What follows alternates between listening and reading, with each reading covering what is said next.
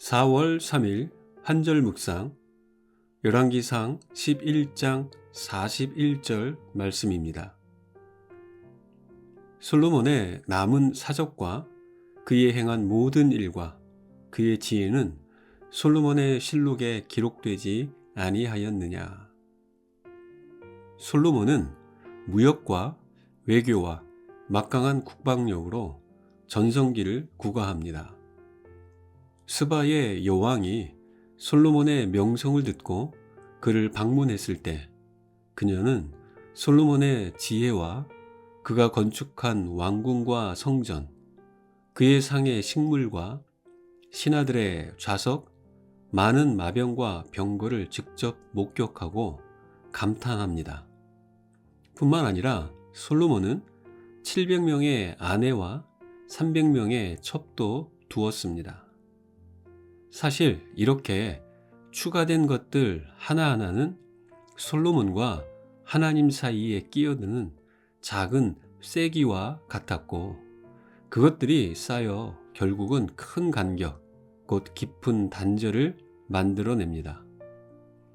가장 중요한 하나님 한 분만을 의지했던 그는 그의 통치 초기와 달리 왕좌에 익숙해지고 시간이 흐르면서 하나님과의 관계는 소홀해집니다.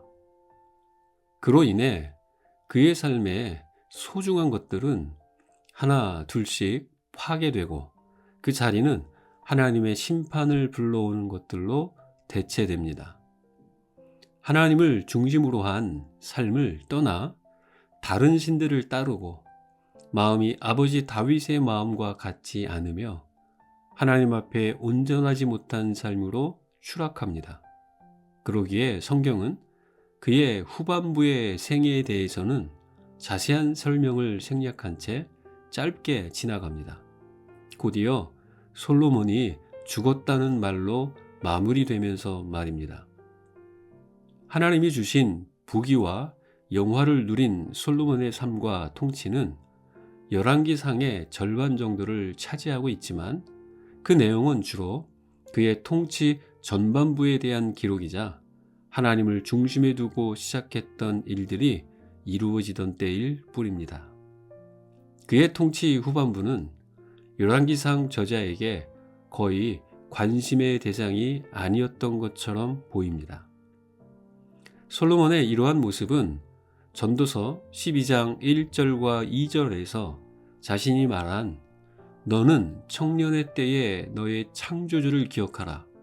곧 곤고한 날이 이르기 전에 나는 아무 낙이 없다고 할 해들이 가깝기 전에 해와 빛과 달과 별들이 어둡기 전에 비 뒤에 구름이 다시 일어나기 전에 그리하라 라는 말을 무색하게 합니다.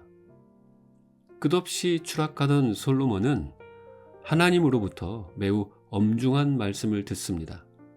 그의 아버지 다윗의 신실함 때문에 그가 살아있는 동안에는 왕국이 유지되겠지만 그의 아들의 때에 왕국은 찢겨지고 둘로 나뉘어지게 될 것이라는 말씀입니다.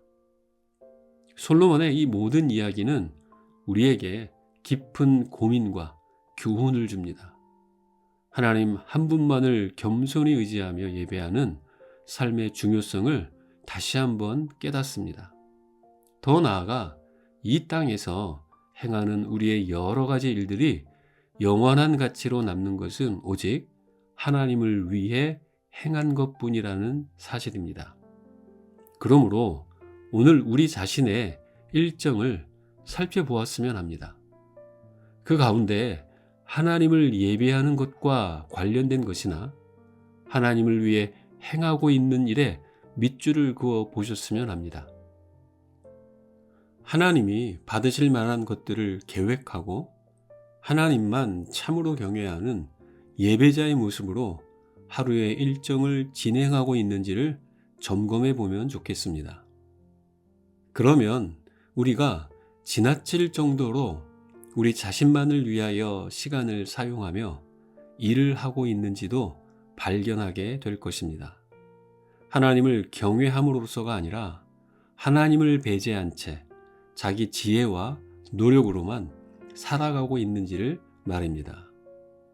자신이 추구한 것들 하나하나가 하나님 사이에 끼어드는 작은 쐐기가 되고 그것들이 쌓여 결국은 큰 간격, 곧 하나님과의 깊은 단절을 만들었던 솔로몬의 모습을 닮아가고 있는 자신을 발견할 수도 있을 것입니다. 하나님이 우리 삶의 중심에 계실 때는 모든 일이 그분을 의식하며 이루어지지만 그분이 중심에서 밀려나기 시작하면 우리가 스스로 왕좌에 앉게 됩니다. 이것은 삶을 끝없이 추락시키는 원인이 됩니다. 하지만 날마다 하나님을 의식하고 그분을 삶의 중심에 모시고 그분을 경외하는 삶은 우리 자신과 주변을 건강하게 세워줍니다. 끝까지 하나님을 경외하는 자로 살아야겠습니다.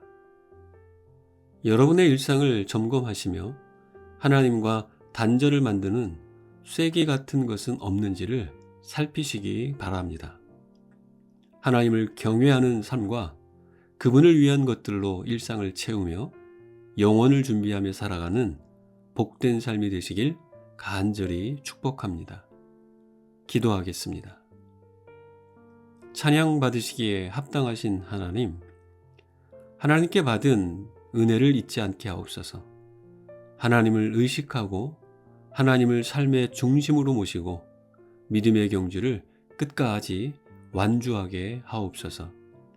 하나님만을 위해 행한 것만이 영원함을 기억하며 우리 일상이 하나님과 함께하며 주님만을 위해 행하는 것들로 채워지게 하옵소서.